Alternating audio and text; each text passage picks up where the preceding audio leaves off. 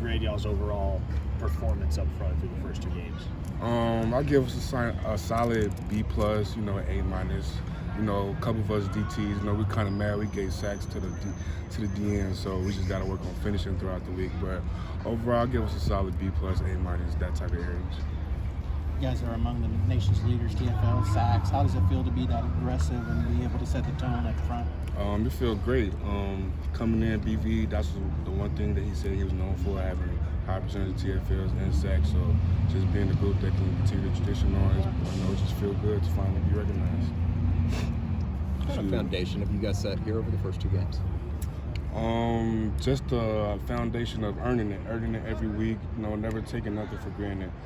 Coach V, he tells us every week that, strip it down, start over from scratch. So this is a new week, so we got to earn everything that we want if we want to win on Saturday. So just having that pride and having that, conviction that, we got to earn it on the practice field before we can earn it out on Saturday. So it's just been feeling good when we put the work in, success coming.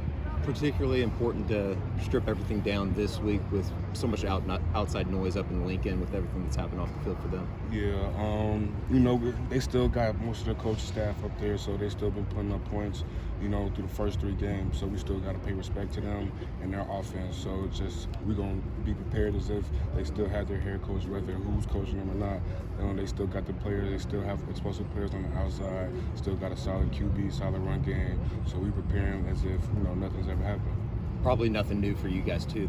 They're going to probably throw everything that they got at you guys. It's nothing new when you're playing at Oklahoma, though. You're going to get the best from anybody. Yeah, coach always tells us that teams will give us their game 7 mentality, so they're going to try to give us everything that they can when we get out there. So we just be prepared for anything, try to dot all our I's, cross all our T's, just go out there well prepared, and whatever happens to us, we just how to bounce back at adversity. Isaiah, 2 weeks with Coach Bates on the sideline. What's it been like working with him in a game day situation? It's been fun, having us out there, just knowing all the work they put in through spring, winter, fall camp, and just having it all come out for the world to see. Basically, it's just been a blessing. Coach Bates, when he first came here, we knew what kind of coach we were getting. They just came from the playoff a couple years ago. He won 2 national titles, put out, multiple first round D linemen, 2018, 2017. So we knew what kind of coach we were getting. So we kind of just hoped okay, we could be that next group that, had the same success that they had. So we were very excited. And now that it's just coming out on the field, it's just, make all of us proud. You personally getting a start, how did that feel? Man, that was a blessing. I told my parents the day before the day, and they were just excited for me, knowing everything that I've been through, knowing everything that it took to get to this point. I didn't take it for granted at all, and I soaked it all in as much as I can, and it was something I'll never forget. Does it particularly mean more being a JUCO guy like that? Absolutely. Earning a job? Absolutely. A lot of JUCO kids, they don't get to experience nothing like this, especially at Oklahoma. So I try to have them live through me as much as I can. I try to show them as much as I can that, it's a way to get here. Everything, just because you're not winning now doesn't mean you're not going to win forever. So if you just, stay the course, stay patient, and when God calls you up in the short term, just keep going. Isaiah, can it get frustrating when you beat your man up front, you get to the quarterback, and you don't get him on the ground?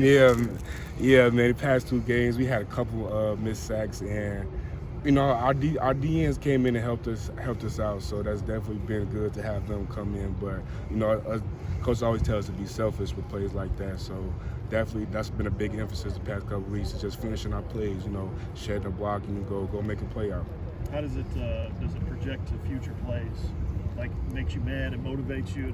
Oh, for sure. Definitely not. It's not necessarily a bad distraction, but it's definitely more of a motivational side where you're like, okay, I just missed that play. Let me go out. Let me get my technique right. Let me just go out there and make a play and do what you do best. So it's definitely not a bad thing, but, you definitely want to finish out the plays.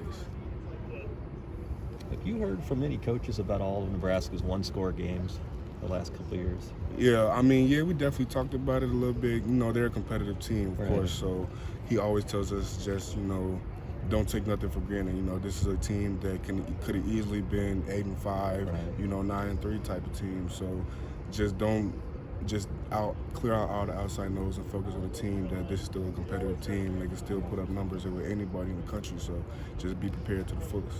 I told you Nebraska's last 13 losses, just dating back to 2020. How many of those 13 do you think were by single digits? Out of 13. Probably 12. It's actually pretty close. How much? 13. See, that's why you gotta just be prepared. For Yeah. anything can happen. Anything can happen. So just be prepared, and you know, we're gonna watch film. We're gonna work out on the practice field all week, and hopefully when the Saturday comes, we'll be ready.